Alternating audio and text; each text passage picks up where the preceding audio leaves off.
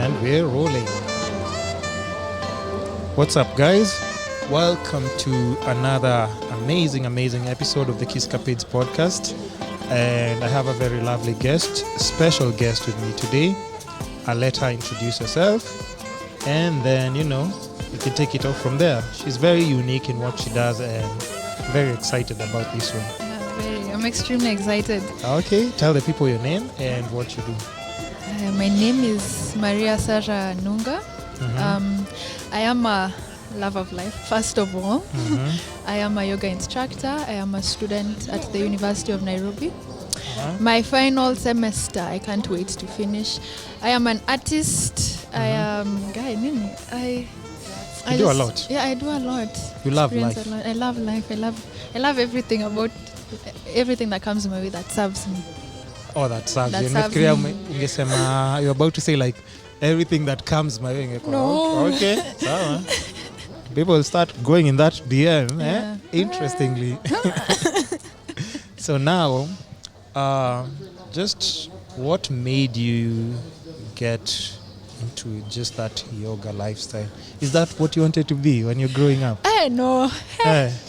As in, I look at myself right now, five years back, and I'm like, wow. It's just amazing who I've become, who I'm becoming, who I feel, my connection with life, my connection with people. So yoga started very interestingly. It was just a beautiful experience of, I think, getting my heart broken. What? It was drama. It was drama, and it was an event of a lot of drama involving a lot of people. Sasa, I think it was around. It was a December, particularly. I think 2 years back. Actually, 3 years back. Some drama in a particular social class society that I was in. That involved with love, obviously. Alafu, unajua those relationships that involve everyone else. So when you leave this one, everyone else also. Everyone else is involved somehow. So the whole relationship between me and everyone else is shared. And then now January, I was on long holiday. So I came across these yoga books in the house, which we got with my sister about 2 years back. Niliziangalia tu nikasema hizi vitu sawa, these Indian things, let me just, because I was Catholic at the time, I was staunch things, my brainwashiwa into, it's only... what are you saying about Catholics? Okay, so but go on. So, see me nimesema, she said it, eh? Yeah, nimesema, nasimama hapo. Anyway, so I was like, let me just open my mind to this yoga and just read about it. So it was like a very thick book, mastering the yoga basics. Haya, nikaanza kusoma. Nikasema, because I'm feeling a lot of pain, I'm feeling so heavy. Let me just go outside. We have a background, Natumiti. Let me just go outside there, under the trees, and just try practice some of these things. This weather. What is happening? So I just started. Day one. Please, just forgive. Can we just shoot? Can we just shoot in peace? Yeah. Go on. So it was just a process. One day. And then pole, eventually I just started feeling lighter. I started being able to cope. It was good, like psychologically for you. Well, you had a very bad. It was those. Okay, breakups are bad though. If you really like someone, of course. But it wasn't extremely What kind bad. of girlfriend were you? Because you look like if you're in a bad space, you look like you can be like a nightmare. Because you see these people who are always extremely happy when they're like upset. Yeah. They also go to the extremes. Sasa I'm one of those. Nilienda chini kabisa. Let me tell you, it was the first time I think my siblings saw me crying. Because they also knew the guy. So wameniona hapo nimelia. They're like, "Guy, mom." Maria, I also cried to my mom. Yeah. So my sister is telling my other siblings, Maria is crying. Yeah. Like, Maria, this is the first time We've seeing never Maria seen cry. her, yeah. Nati ni kijana. It was so weird for me. But yeah, nilifika. I went down kabisa, extreme. But then mdogo, the bubbly Maria just started to change through yoga. Through yoga. And as in, yoga too imenisaidia. It's just been so beautiful. It's been an amazing experience of learning about myself, because I was able to confront that anger, because mimi well, this was the first heartbreak. Like this was the first time I was getting my heart broken. I used to be the one who break. Oh, everybody gets their turn. Ilikuwa kama.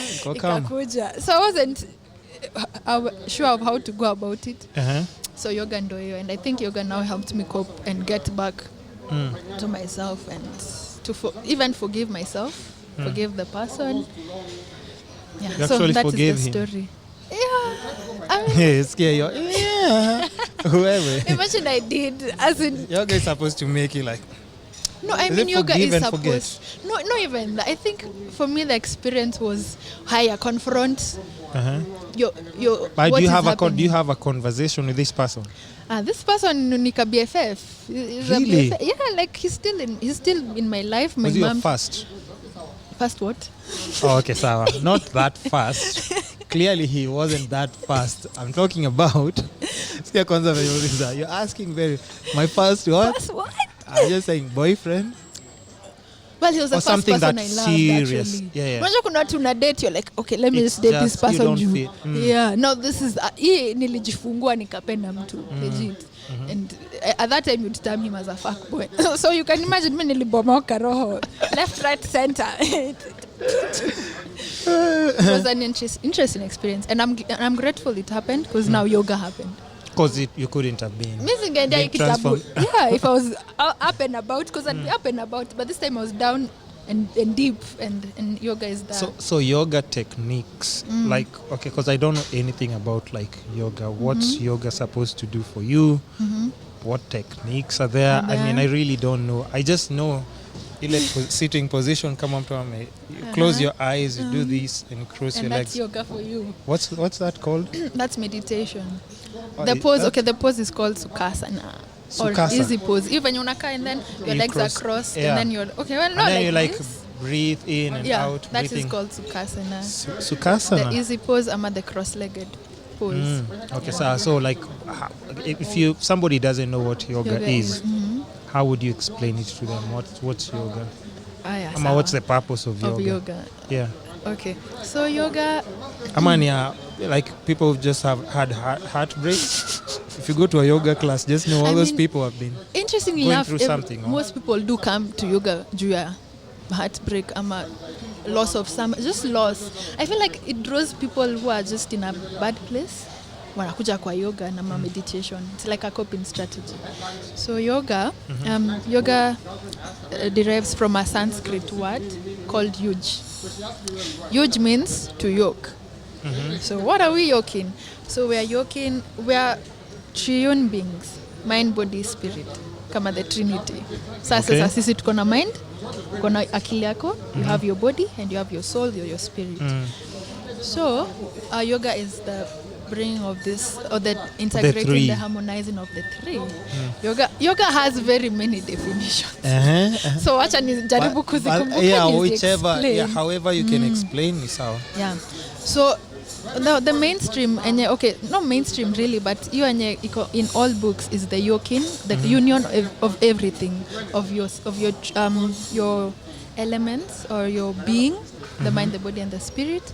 The union of your consciousness, your individual consciousness with the universal consciousness. Jeez. The aspect of seeing you as me, this plant as me, as us, seeing everything as seeing the whole spirit of the universe as you.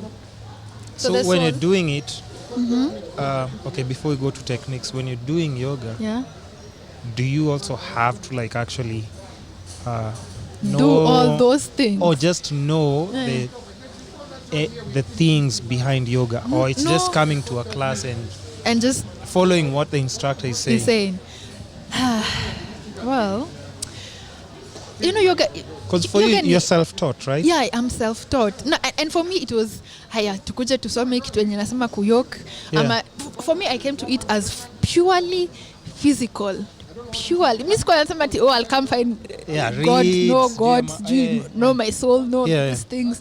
I was just coming to heal Wait, to is that run where away your from. perception even of religion you need?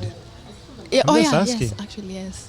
Yoga is what It sounds like, right? shifted my, sort of opened my consciousness, or like expanded my consciousness to religion and spirituality and all those two things. Okay, I don't know whether you should jump into that or go to techniques. Techniques. Okay, so techniques comes. Okay. Huh? Hi, I think I've tried explaining yoga. I think first of all, I want to say that yoga, the mainstream yoga is purely not purely physical, but mostly people know it as just physical. Okay, twende ni stretch. Oh, Haga, twende there's ni no that stretch. mental connection to peer your body. Exactly, and you know, I mean, it's okay, you know, because it's an evolutionary process as well. I feel like yoga is, me nasamanga yoga is a life journey. Like yoga, me say yoga is life. Yoga is everything to me. Yoga is this Really? conversation with you. Another definition of yoga is expanding, like being able to learn something new. Kama sasa venye you these guys are beautiful people watching us, yes. and your ability to be able to learn what yoga is through someone else is still yoga. True. An expansion, an evolution, learning is still yoga. Like there are so many definitions of yoga. Then there's also the quieting the fluctuations of the mind, like sort of toning, like just observing how the mind is chattering, all those things, and just observing that is still yoga. The meditation aspect now, yo kukaa tu unasikiza whatever is going on, una observe whatever is going on, yoga. Yeah, so when you go to a studio utaambiwa okay, breathe, whatever, breathe in, breathe out. But I feel like these are the things that I've been able to learn for myself. Maybe you won't be taught at a yoga studio ukienda for a class. I mean, kidogo. Including your class? Yes. Oh, okay, my class. Let me tell you how I need my she classes. She forgot that she actually had a class. Okay, now my class. Please clarify. My class, because I have this thing. Sijui kaniite. I've forgotten the name I was calling it, but I had social sort of purpose, and I named it Sahwira. Sahwira means close friend. So what language is that? Sahwira, I think imetoka huku chini. You know, Kenya is huku. Now this guy is from, is it Zimbabwe? Somewhere chini. So Sahwira means close friend. Okay. So nikasema, I mean, why so you start with your friends? Yeah, and then even if new people come, can they find a safe space, you know, in this environment? Like tukifanya ka yoga hapo. So okay, this is how I structure my classes. We'll start by a bit of philosophy, mostly meditation, pranayama. Classes 10, are there any classes? Kwanza my head just okay, when we say classes, it feels so but it's not formalities and any writing notes. No. You just explain to people. This is how I start my class. You're free to fart. Oh Lord. That's what you tell people. Well, there's a time I put it on a board. I had a board. You know those cute boards unaweka bring life into the space. Yeah. Haya nikaandika your farts will be highly appreciated. Lord. Yeah. Okay. I'll take note of that. Yeah. So people fart in the classes. Anywhere. I think any yoga class you're farting, because you're not really? farting, but utajipata. Me hata miss zingine by the Africa Yoga Project classes. I'm sure I've done a couple. And then nagalaga tu watu. I'm like now I'm not sure they should come to that class. If that's the environment you're creating for newbies like me. A fart is a release, and most of the time I know can't. Okay, it depends on the person. Because you know, when you're not in the kitchen cooking people's dinner. Exactly. But you know, it's in the open. Okay, zangu at least it's in the open. So if you fart, hopefully it's up. Oh, it's outdoor. Sindio, it's outdoor. But I think for me, I want everyone to just come and extremely just relax. If that means okay, if you then a fat talkers, ni sawa. If that means, but creating that environment, it's like what you do when you're alone. Exactly. Have free space. So now you're doing it with everyone. Sasa now the Sahwira thing is you come, we flow, we do the yoga. Then after that, nakupea ka chai. That's how we sit in a circle. There's this thing called sacred Sahwira circle. So yenye nilisoma ilikuwa inaitwa Sacred Sisters Circle. So that was just for females pekee. And okay, the market or the demand right now is mostly women.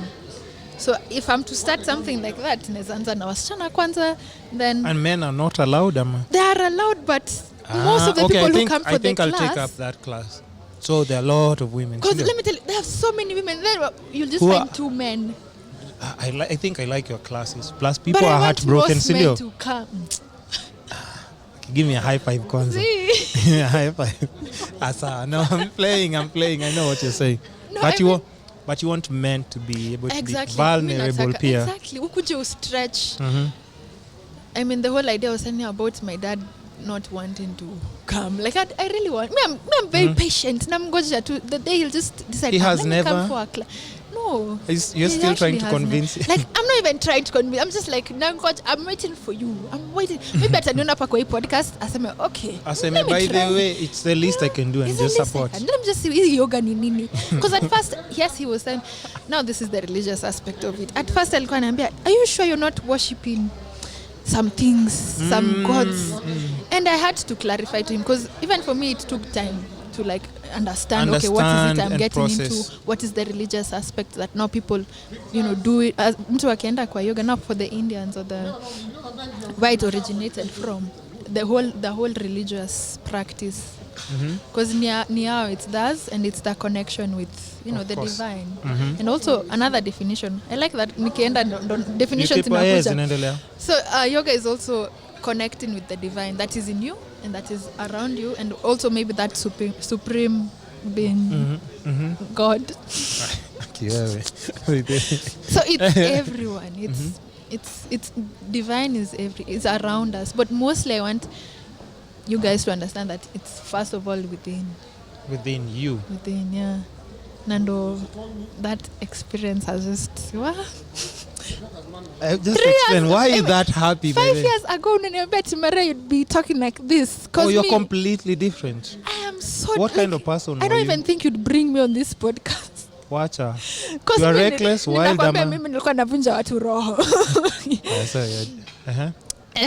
This so egotistic girl. You're so just mean. I was so mean, but I still used to love. I was but just a nice. completely different character. The process, this process of evolution is just beautiful, and I'm glad yoga has been what is mostly leading to it. Because you're thinking about it, mpaka you're like, I was a bad person. Okay, not bad, but I was different. I was just different. Doing things intentionally without caring. Actually, that matters. What tunafanya tu vitu ka mende. You just how someone just does things. You're just walking everywhere around with no purpose. Yeah. Then I was a staunch Catholic-ish. Kind of. No, I was actually staunch. Really? I was a proclaimer in church. Proclaimer. You know those people read the Bible? You were? In church. The first reading. See, now we're Catholic. So the guys who read the first. Tukona first reading, second reading, na gospel. Where ulikuwa hapo mbele? Sasa mimi you are poor. And it was still a beautiful experience, but I don't know when you say my team do maybe. And let me tell you, that thing actually helped. I feel like everything happens for you to get to a certain place. For a reason. It's a journey. It's a journey. Exactly. It's a journey. So I was so shy. Hata kama I was this weird person, I was still shy deep inside. I was still scared deep inside. So when I was able to practice using the Bible, alafu unajua in the Bible you have to be soft. You have to still be clear, precise. No, I've seen some pastors who go crazy when reading the Bible. Sasa kuna wale Mungu amesema. So, I see Kanyari slapping people in church. So, other people use different approaches to send that message. Yeah. So I feel like... And imagine like even Bible, I think you say women and children should be spared. Or something when it comes to war or something just with dispute. This guy was slapping women and children in church. I was like, no. Hey, that's different. Yeah. Now, Catholic is very... chill. So you have to be tuliad. You have to extend every word. So I mean, blah, blah. Even right now, I think I've gotten back to, because I stopped now that practice. Completely. But at the time, I feel like the proclaiming experience enabled me to, I think, be a sort of good teacher, yoga teacher, and also speaking in front of people and leading classes, all from this experience of church. So I'm still grateful. It doesn't, like it's not my cup of tea right now, but ni sawa. Like I'm grateful for that experience and for the growth. At my parents, like they were not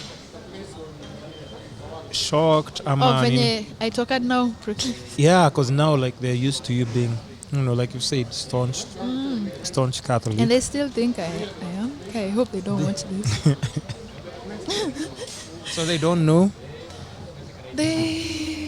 Haven't they noticed you're not in church doing that anymore? Oh, okay, yes, that they've noticed. They're like, "Ay, Maria." My dad used to church. Imagine, people when you're unaka unasikia gospel. Now my dad ndio na simu. Wow. Taking a video of her daughter hata anasimama. Ana zoom. Mtu ndio ametoka church. That's my daughter. That's my like I'm checking. So I mean, I think I don't know how the experience. Don't you think you should break it down for them? Just tell them, how it's going to be like. But you've already said like just yoga has taught you how to communicate, deliver. And maybe you should. That was what I was supposed to. And just said, okay, I honestly don't know what to tell them when they ask me, Maria, what's... Because they're like, yes, you just go back. Now, nasema jokingly. They don't dive deeply into it. Maybe it's like, just like a light. She's now just busy because she's in 4th year. Maybe she doesn't have time to go for. And I'm like, Mama, I'm so busy. I'm busy. I have classes on Monday. Monday night is when we used to practice the readings. So now, Monday night I have a class. I'm in the house. We're chilling. Yeah. So I guess I had excuses. Na bado sioni haja ya kuambia. And I don't know. But you think like this, are you going to take it up full time? What are you studying in school? Real estate. Real estate. What? Why are you laughing? The business of property. Is it something that you're passionate about? Nope. What? Really? If my teachers are watching this. They're amusing me, by the way. Okay, then why are you doing it? I am. So when you remember I was saying, I was just this person, this Mende who was just living life. That is how I got into it. Nilimaliza nikapata grade yangu, tukatafuta course. Was recourse. I don't remember the first course I was called for. But my dad was like, which is the next in course? At the moment. That should be... so like 4 years from now, kitambo now, who knows, today's 2020. It's a 4-year course. Yeah, it's a 4-year course. So like in 2017 nikiingia ndo saa we are looking at which is the sort of in course enye naweza fanya na grade enye nilikuwa nayo. Okay. Na si ngumu because I wanted to be a dentist. Yeah. Nifanye dentist because I had braces. Yeah.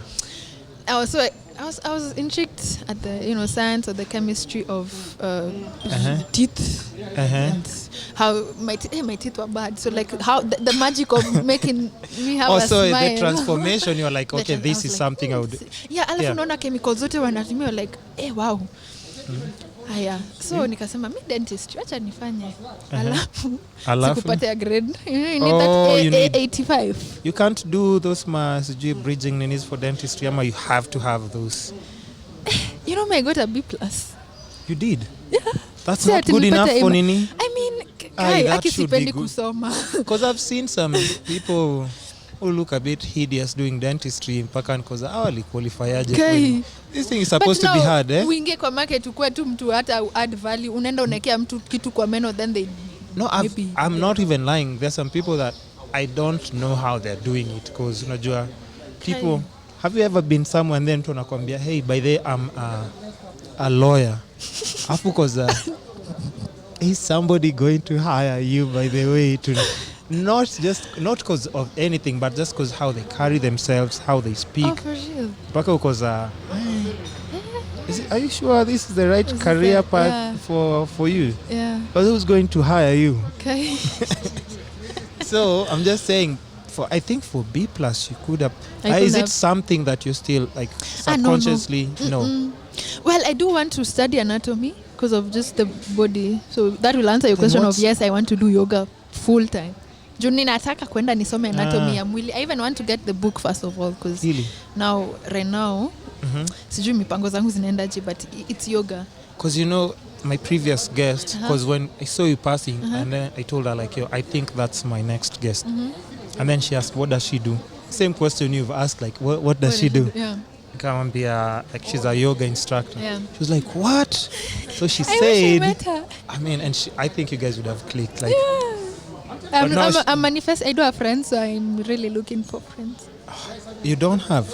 I do actually, guy. Say Guy, you if don't my have, friends I'm watch excited this, you what have. I can say, I have friends. Friends, but what can like, miss here? You guy, guys have had, eh? I'm sorry, but like I'm I want sorry. more friends. No, she's, because she said she's actually studying in that sport management. There's a place where they're studying, I think she said, the human body. Because like with athletes, you have to know, like, you know, if you are managing them, you should know everything to do with their body, how if somebody gets like injured or anything, you need to know how they can bounce back. Exactly. So she was just intrigued, Pia, like you saying with you, with your yoga, like, you know, career path. Yeah. So it's just I'll connect you guys online. Please. I'll connect you guys online. Mwambie, I've tagged her, and then I've tagged you too, so I'll make sure you guys like talk. Yeah. So, also you've said anatomy. Yeah, not teeth now. What Yeah. is Kai? No, I want to know the whole body. At a man, if I need okay, here's the thing. Why not? Because look at it this way. If you explain to your parents, will they be disappointed that you really have just been doing this for 4 years and you really don't care? This you don't, is yours. This is your degree. But a lot of people are doing that, like right now. And then, you know, Kai, You really don't care about real estate at all. not Like that you don't feel. like real estate is around us. Unajua bado nataka kuwa na property. I still have big dreams for you guys. Property you can buy, but are you passionate about that? I'm not that person mwenye ataka kwa office 8 to 5 or whatever time my firm will you know, demand of me until looking for clients to sell you a house in Kileleshwa. It's not me. But if you get like, you know, a career path in that anatomy in a human body, and in it's something you'll be happy doing. Actually, I already am yoga. Because yoga I still need to. But yeah, like you've said, anatomy is like another course that you can do. What is it called? Like, what is it called? What's the course? If you're to get into that now, studying like deeper. Sasa anatomy now will just there's yoga anatomy. Knowing exact to say that like that easy pose that we've talked about. Yeah. You need to know exactly what parts of the body are being stretched out. Contraindications. Tuseme kuna mtu ako na bad knees. How can they still do this pose? How can you make adjustments for this? Especially with teaching. Unasadi mwili ya mtu unamwangalia hivi. From your own knowledge of anatomy, yoga anatomy or body anatomy, you're just able to be a better teacher.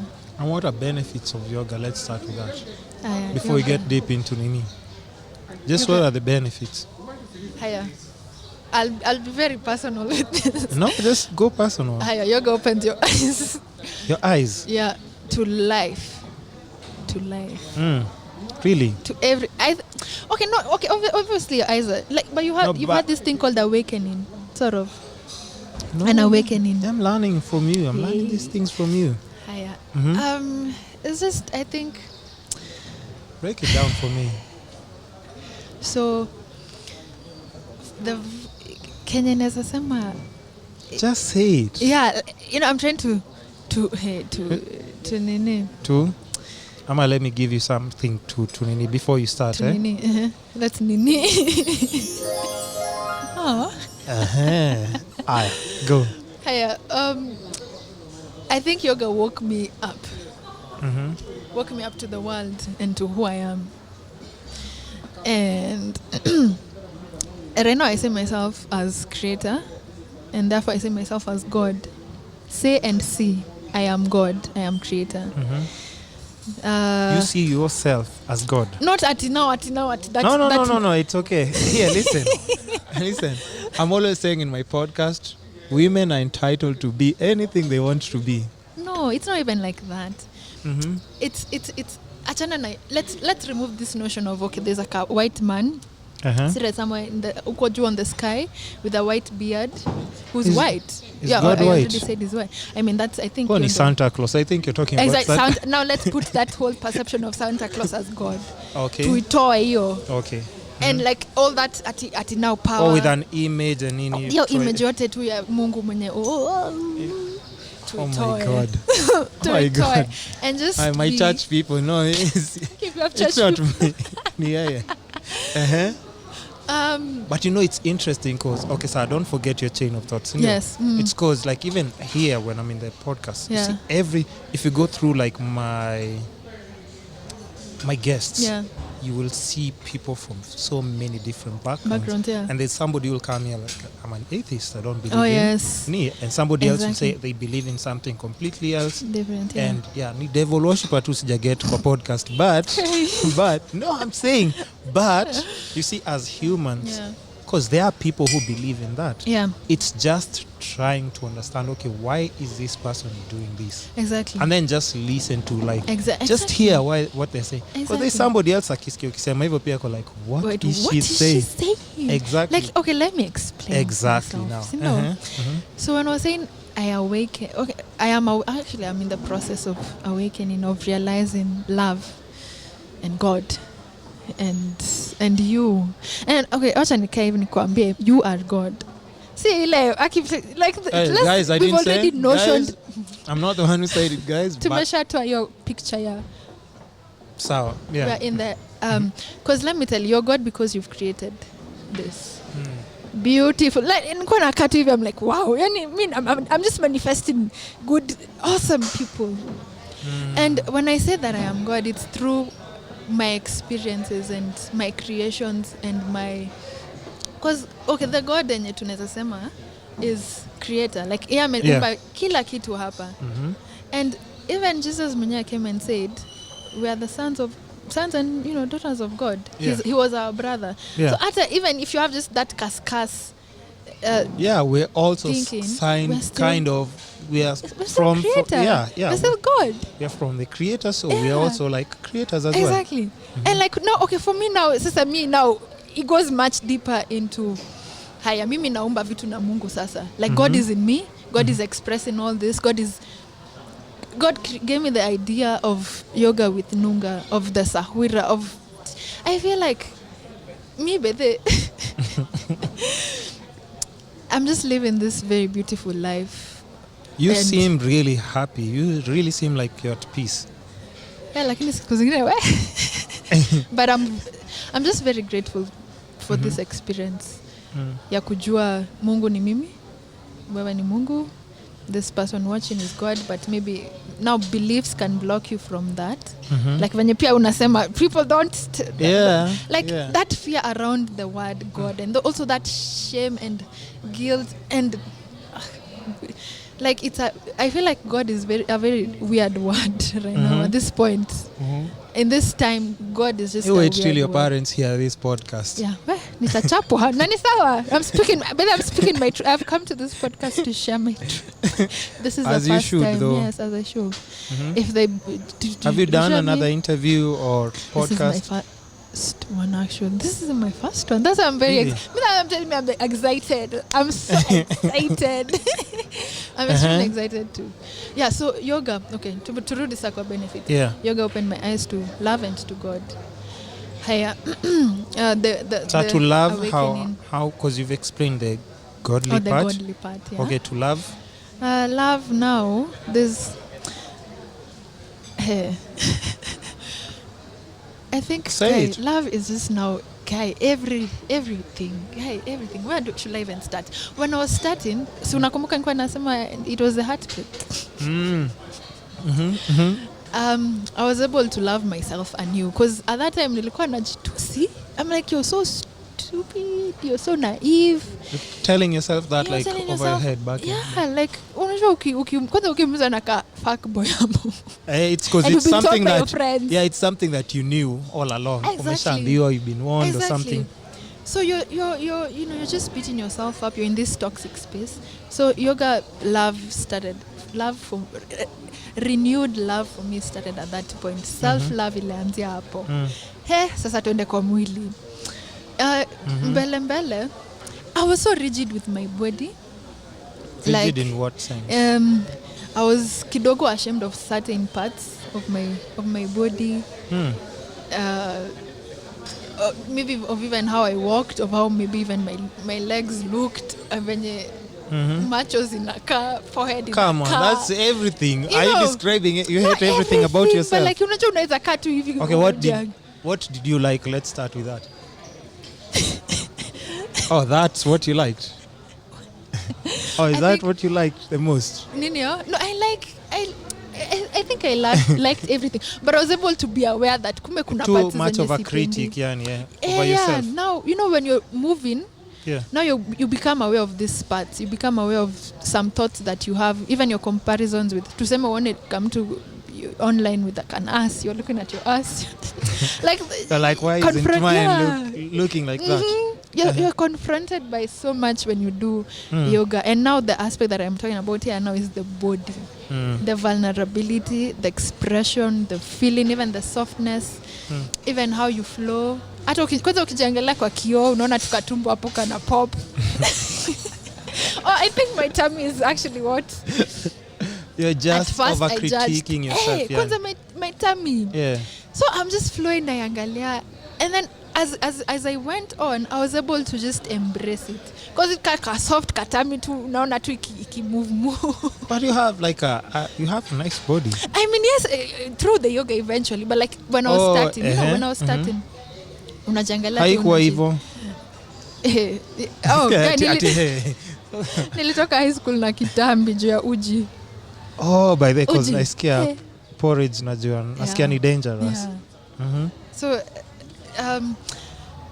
with yoga now, if you followed me initially, I just started. Sindo? No, actually, I messaged you with my podcast account, right? And that account, I'm not following anyone. Yeah. So I think, okay, I'll go with the other one and follow you with my other one. Yeah. So, I mean. But now, initially, kitambo, before mbele. Yeah. It was just weird because I was so free. Nilifika point I was so free with my body, and then I was before you got to yoga, ama the whole now sasa si vitu zime I'm kidogo going through that car thing. Yeah, the heartbreak now to like tuende nyuma kidogo. Okay. With my tummy nimetoka high school niko na kitambi. My thighs are jiggly. Things are just I swear, I just hope your audience No, they are good. My audience have had everything here. So, I mean, whatever you say. And somebody will connect to what you're saying. I hope, yeah. They will. So, it was just this self-hate for your conditioning. Ya msichana unafaa kwa hivi ndo ukwe, attractive, desirable. Your thighs should be toned, nini, what. So yoga ikaanza. So mdogo I started sharing just my experience, my evolution of yoga. At times utanipata, I am not fully here. I'm not fully dressed. Like sifichi. Ati unaona kila kitu. You sent me a video. When was it? You didn't send me a video? You didn't send me a video? Of the meditation one, Amma? You sent me a video. Which You've one? forgotten? Yeah. Yeah, recently. Your meditation. Yeah. There's something like that. YouTube meditation. There's another one. Oh, you see, hapo niko na. At first, you get more naked than that. No, if you get more naked than that, then you're uchi now. Yeah, because that's why I'm wondering. Because I'm saying, that's why I'm asking. That's why I'm asking. Like the video, are you talking about like the video? Because I saw that, and I can tell you're very comfortable in it. Because at first, this video, it starts with water. Meditation. So I'm just, because I was like, hey, it's like a vlog here because it starts with water. So I'm just seeing. I'm like, okay, this is interesting. And I'm like, oh, okay. So I was like, I don't want to over-compliment so that you don't show up to my podcast. So I was like, I love it. And I was like, I don't want to say anything more. because I don't know how you might take it. Yeah, But it was a nice video because you're doing stretches, Nini. And I'm still up for free. Yeah, you're in your undies and Nini. Yeah, and a kakabra. Remember back at Fichematiti. But I think if you ever decide to Nini more, I can also just share with my audience here. Nini, She reveal more just in case if you decide to get more free, and just send me the videos or okay, so you don't have to share with the audience. But see, there's my friend I actually featured on the podcast. You wait, because her way of meditation, I posted it actually. Yoga. No, you wait. We'll go back. Don't forget what we're talking about, Cindy. Please don't. Sawa. Don't forget when I'm saying that. Yeah. Because I'm not pulling these things out of my. It's just from people who talk. Yeah. People come here and they have different ways of just going to just get a mind release and everything. Yeah. So I see this is her yeah. It's just going to the abadeas, stripping, just to the tongue and taking a dip in the in the water and just relaxing. Mm-hmm. So that's meditation for her. Yeah, naked yoga. Mm-hmm. I think I've practiced it. You have? A couple of times. Obviously you have to. Yeah, that's just the aspect of me being free in my skin. Ningeka, kwanza me and my sister. I think yoga I have this sister. So we were on this journey together, not extremely together, because she started way before me. Mm-hmm.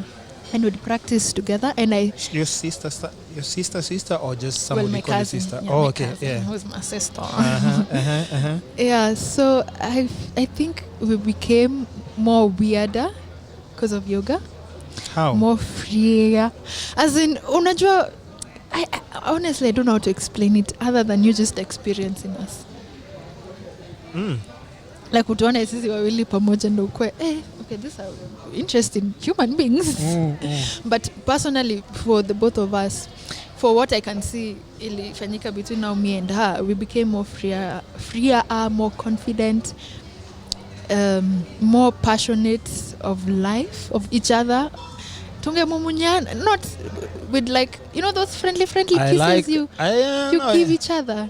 Yeah. Before then tungeangaliana unahagiana ile ya even your face doesn't touch, you're like now we even just kiss even on the lip, like a nice mwah. Even your hug is so passionate. Like when I hugged you, like I felt love. No, as in actually, kuna zile hug unapewa sema bro. As in because with one hand, you're supposed to bring both hands. As in, you just feel you give that energy, like somebody feels the energy. Exactly. So that is something. Not true.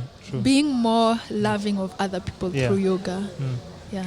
So now, okay, body benefits of yoga. To exhaust your parts, really. Yeah. Oh, okay. Let me just. Now the body. I was just free, and at this point.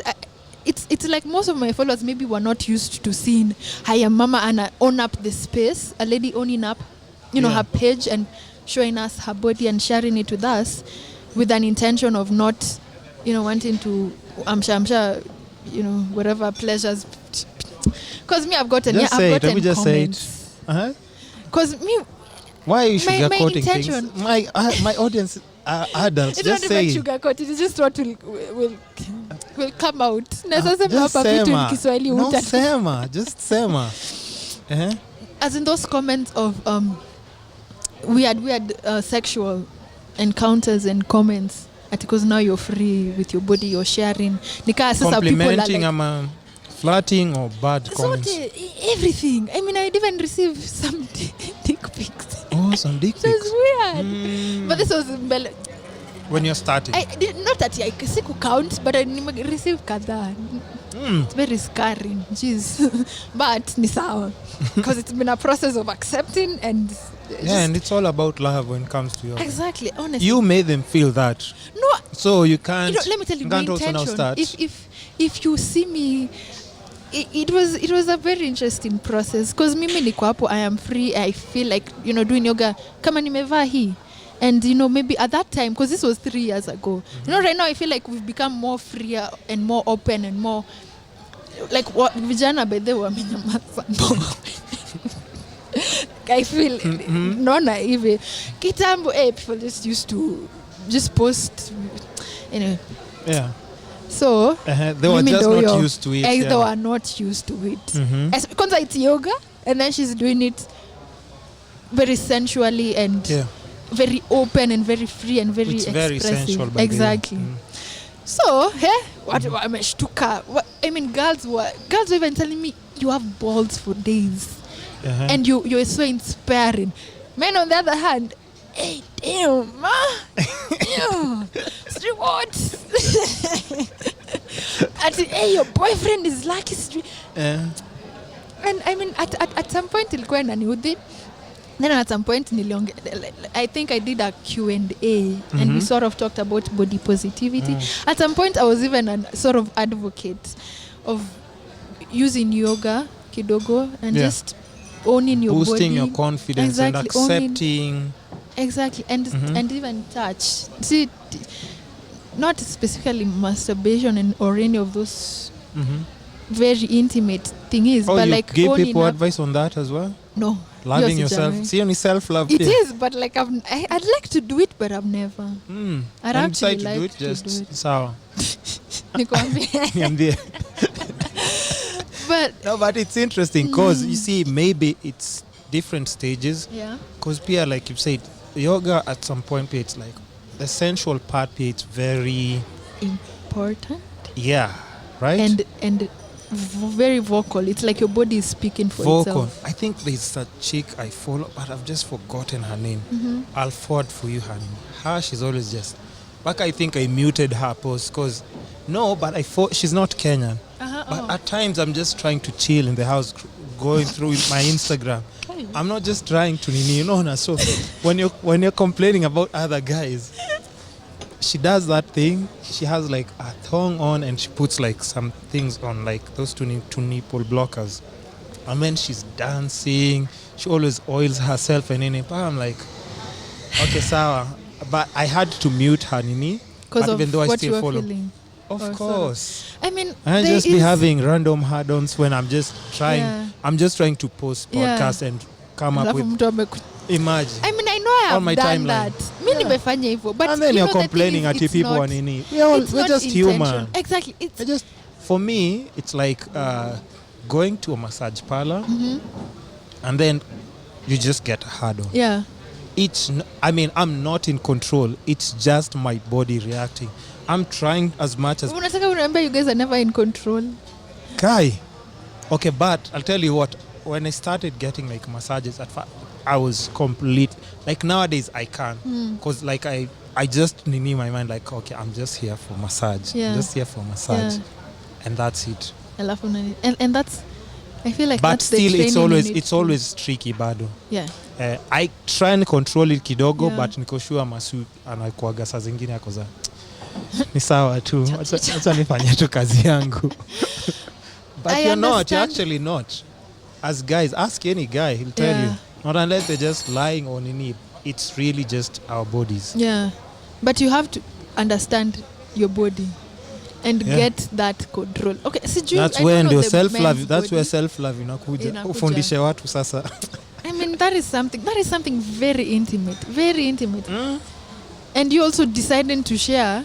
Sasa kawa msichana. I mean, she has her intentions. Kama anataka kuchachisha watu, kuwashawasha watu, okay, sawa. By the way, you can't even judge her. If you see her, nini, she's like actually trying to show you how to meditate and do nini, but she's it's very sexual, by the way. And that is her. And that's that her. Is not even wrong. And she's never changed, by the way. You're doing. Like, I'd love to meet her and just listen to her experiencing. And she does videos like those Q&As. Yeah. So I'll send you her profile and then you'll tell me what you think. Yeah, but sasa unaona now for me.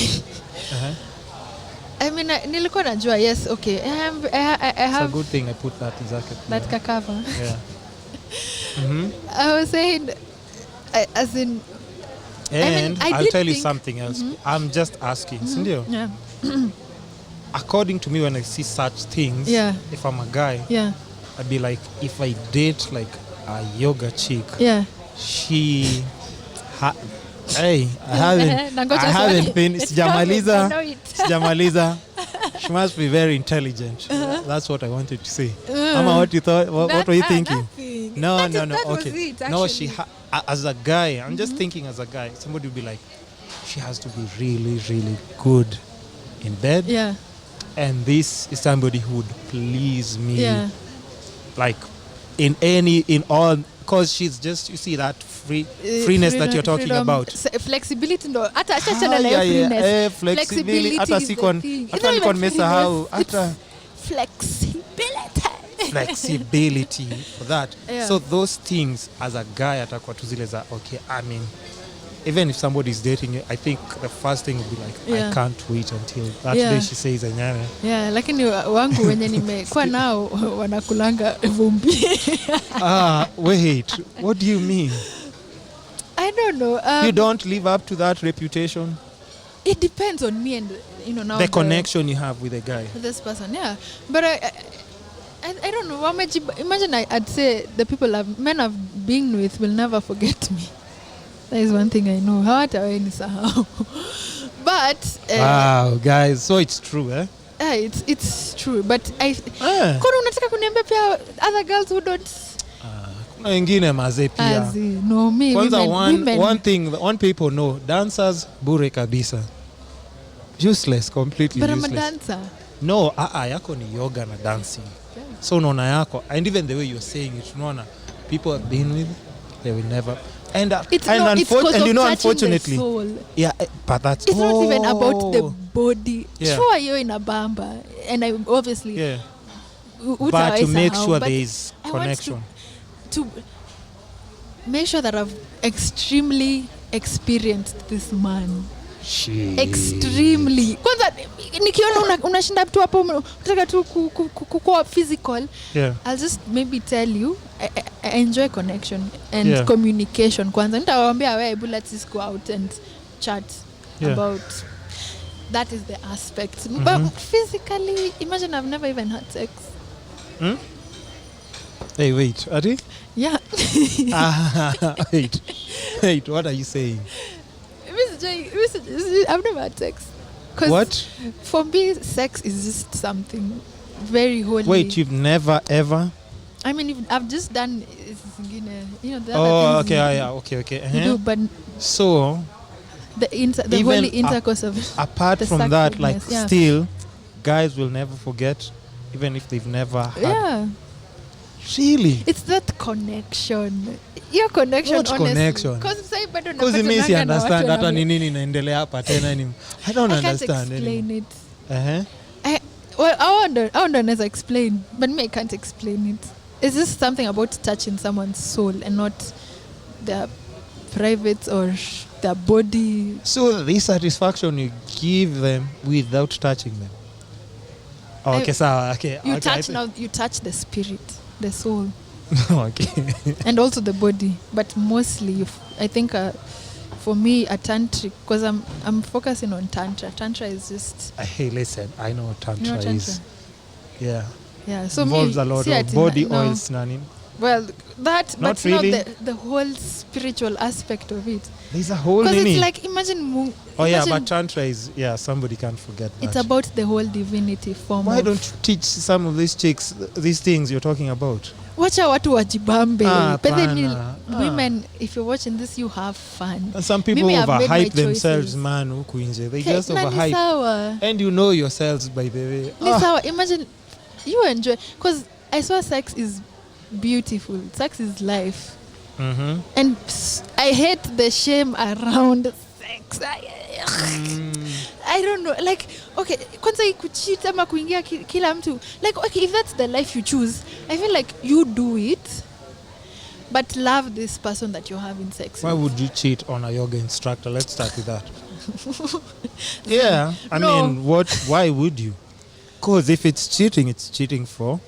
No, why would you? Me, but Miss J, not unless your reputation yako haijafika. You are a lecturer, but haujafika doctorate, eh? No, I mean, love, cheating, sex. No, but it's interesting because you see, these things we're talking about, it's just actual life. It's not a tea. those are the things people break up for.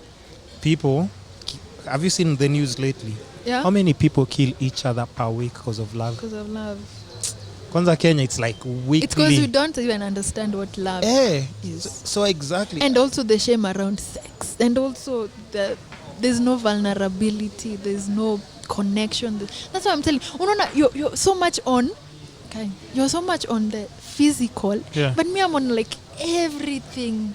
On What's this tantra, everything? On tantra. Tantra is By the everything. guys, go Google tantra because Tantric. Kwanza tantric sex. That's why I've not had sex, because I want to have tantra sex, and I know ninajua mtu mwenye si ati najua, but like kuna mtu umepangia. Already if I meet someone, it's just that experience. So umesavia mtu mmoja. Imagine sijai meet kuna mtu mwenye niko umesavia. interest. I'm not really. What do you mean? There's no one in my life right now. You're not seeing anyone right now? No. Hey guys, simnajua kama kawaida. This year is tricky. I just had a recent Tena. sort of, it wasn't that kama hiyo yenye iliniingisha into yoga. It was just like but something you had a and then painful it experience. It was hurtful, sort of. Who disappointed who? I think we all know who did. It wasn't me. I think we all did. That look that you've just given me, like. I think it was just disappointed confusion. who? It has to be one part, but we always know like who disappointed. Come on. Imagine it's not even disappointment. It's just maybe because huyu mtu tunapendana. It's just that now I don't know if he was confused or just I don't know. I don't even understand what happened, but iliisha vibaya. Nikamwambia you on my bad experience. terms, Yeah, like not on bad terms. I just told him my experience with you is over, and I mean it just hurt because Mara one time we're in this car. we're good. Not even good. Like we had, unajua tu venye. Some good tantra. Well, that's kituka hiyo. That comes with a package. Kituka hiyo. Yeah. Alafu sasa you're not. It's just someone who's can't handle you. So you're confused. So unika ile una grasp kitu, unaiachilia. You're not aware of who you are and what you have. And you're scared maybe of love. So eventually wewe utadhani okay huyu mtu maybe ako hapa mumeongea he's expressed okay, but then it ends up that he was not actually in it. That's but it's a very long relationship.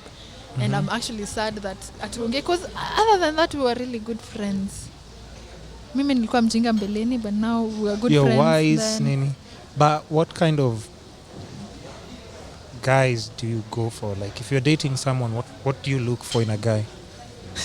I'm sure because like even I don't know. No, like just in your space, the way you're talking, like there may be some specific things that you would want that would connect with you. What exactly would you be looking for?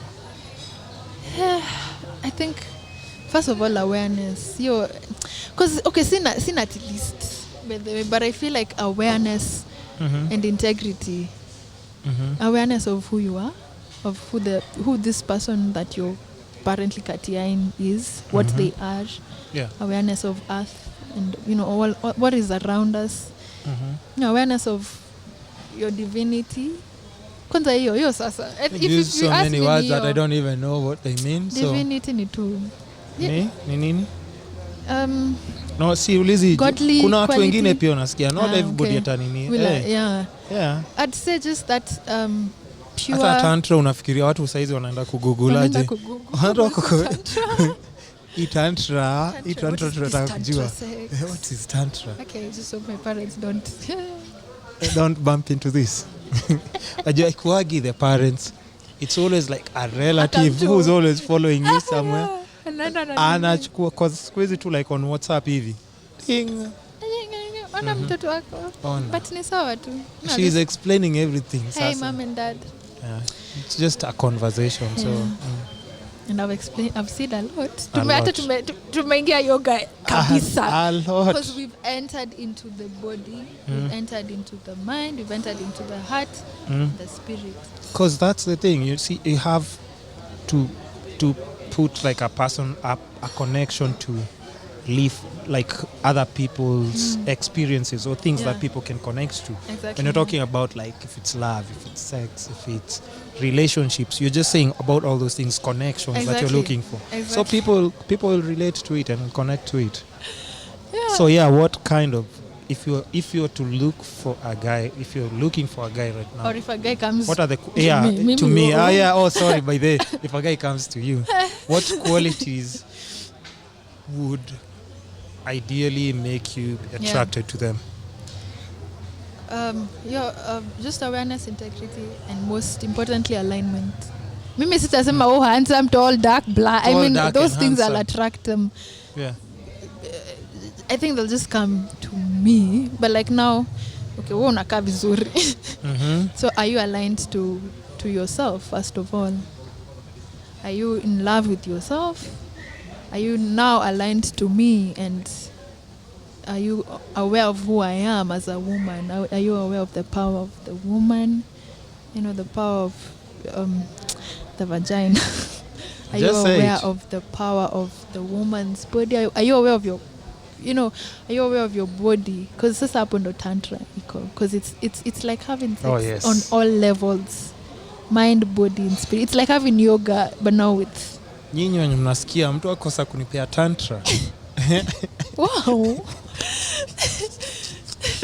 I'm just saying to the interested parties, Yeah. But I understand, and you mean, that's it. That shows like so much passion to it. You just don't want it to be a tiri. Unajua? Yeah. Kama yule pastor alikuwa anasema titua. You want passion. You want passion. And that passion is what makes you like. Exactly. I am passionate. And I am God. Mimi sitaingiana hapa tu ile tu ati tunasikia njaa. No, it's like that awareness of God in me, in this person. For guys, you kwa nile a man must eat. Man must eat. Tu sasa. At times unajipata kwa situation kola, Lord, but I have to eat, I'm hungry. Exactly, yeah. That's not what you need. It's not for me. That's why I'm still... See, I'm not at even... See, I'm hope. It's like something I'm wanting. Yeah. I mean, obviously, I love... I haven't experienced it, but I know I love it. I love sex. I love love. I love... It's so you are actually an actual virgin. Yes. Okay, so virgin... Hey guys, sasa unajua your DM. The construct is weird. The virginity construct is very weird. But we can go with it. Yeah, we can go with that. The explanation of I've never had intercourse with... Guys, hey. Please, listen.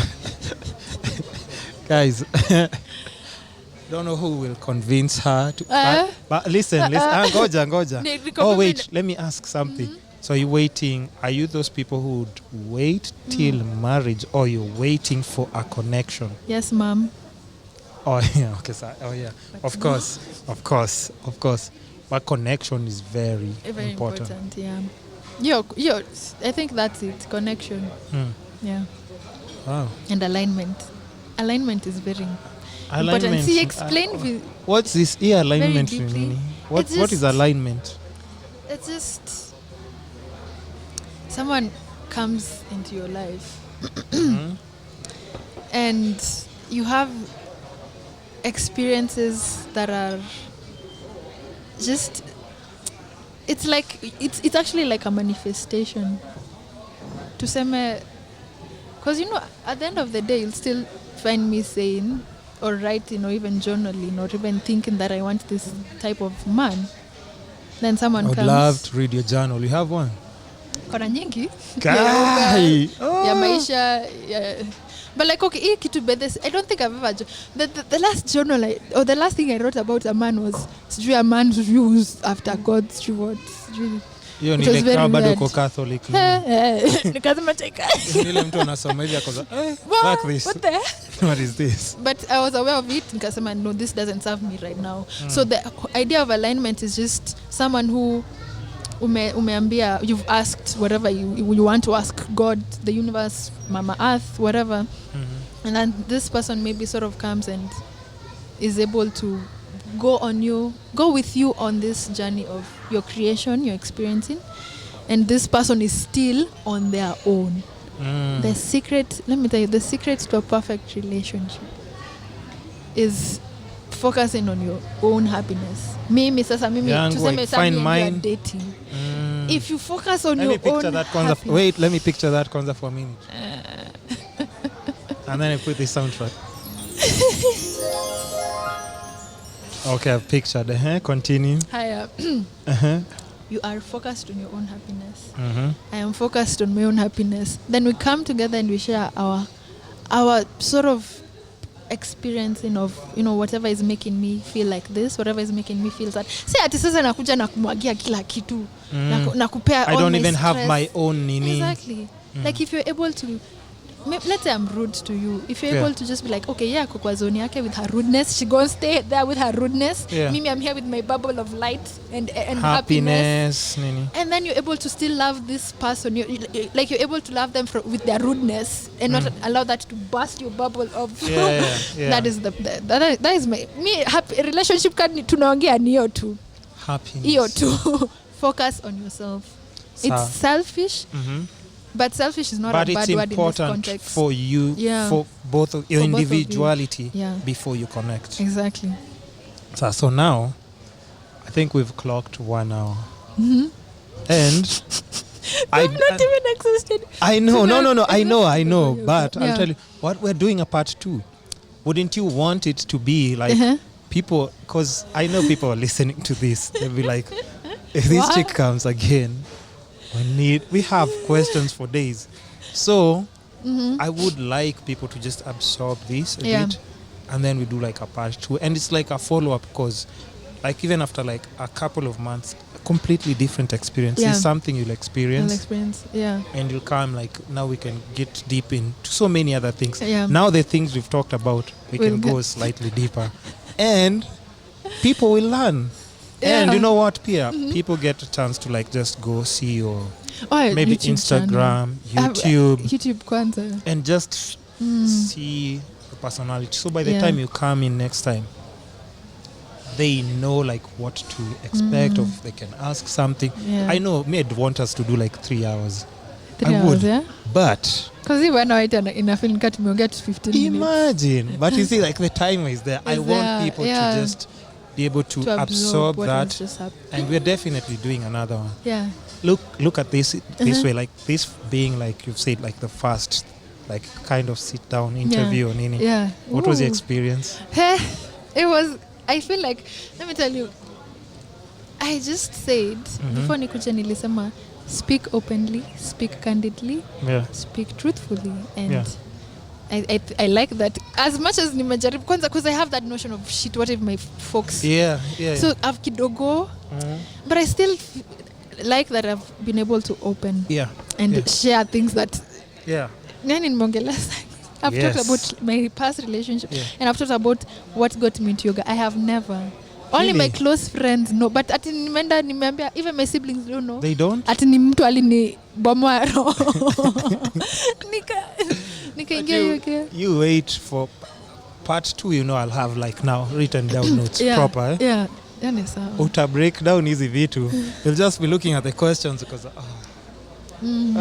but I'd want it to be like that, because this is just a small portion. Let people have this, and then next time let's just talk. 3 hours. Itakuwa 40 minutes of talking only. No, but you want people to connect. So I normally ask people one question at the end of the podcast. What's the one thing right now that you think you're in pursuit of, and if you got it, to give your life better direction, meaning, or happiness, sense of purpose? Like, what's that one thing that you think right now you're looking for? Apart from I'm not looking for that, but I am. That was a genius. All right. Yeah. Gosh, I think that would have to be something I am in pursuit of, something I am wanting. Yeah. To be as truthful and loving and open. Nataka kuvunjika, like all my walls. I just want them not like that. All my walls just any walls that You're hearing the words around. that you're using to describe. It's because we've had that sexual talk, so now you're sexualizing everything. I'm not. But you want. Basically, I just want to be an open, not book per se. Now everyone can read me. Akuja Maria this, but like I want to be able to just love everyone. Like now, say I feel to nimeja mapenzi, and I want to constantly be able to fill my cup. Yeah. And share it. Kwa yoga na post, I have a YouTube channel, Yoga with Nunga. If I'm doing a video, I want people to feel love when they're doing it. I want to be very open and very truthful. Come on, Aliyah, as I lead a class, I want to be able to do that. Like I just want to break my walls. Come on, microphone nivunje hivi. Yeah. With anyone and everyone and those friends that I'm manifesting, more friends that I'm yeah. Like I just want to know that everything is working out for me, and like tutaongea kuhusu abundance. Yes. You've said in part 2. And like this idea of law of attraction, you know, and now the godliness, the what I was talking about, I am God. Like just that experience and openness, love, light, truth, and yeah. That part 2, we have a lot to talk about, but so since we've come to the end of the show, do you want to plug like your YouTube, Instagram, where can people find you? And if you have anything going on, where can people, if they want to come for your classes, tell them. All right. Well, first of all, YouTube, because that is, I think, the most beautiful project I've started. Yoga with Nunga, Nunga. I'll put like the link. Okay. Hata ningeanza kuspell. I'll put the link. Then IG, the main yoga channel is yoga.nunga. Then the other one, the main one that had all the controversy is _Nunga_. Umesema utaandika. I know, I'll put the links down below. Hizo two. For classes, currently I want to finish school and give my parents the degree. So I can't. I'm working on the project. Yeah. So it's in the works. You'll announce it when you're ready to nini. Yes. And I'll also like when you're ready, just tell me. I'll also post in my my podcast account as well. Okay. Yeah. Both Facebook, Instagram, Facebook ndo najaribu kuingia. I'm still trying to get back into Facebook. It's actually and good. Twitter. It's good. It's good, yeah. It's good. Facebook is good. Twitter, it has like its own complete different tribe. So all platforms is just potential to develop like a new audience. So just put yourself out there. Yes. That's it. So guys, you know the drill. Go share, and just subscribe to all the social platforms. Kisscapades Podcast, Spotify, iTunes, Castbox, Facebook, Instagram, and if you if you comment, if you subscribe, that's the best way you can show love and just support the channel. And keep listening, keep watching. It's the Kisscapades Podcast. Goodbye.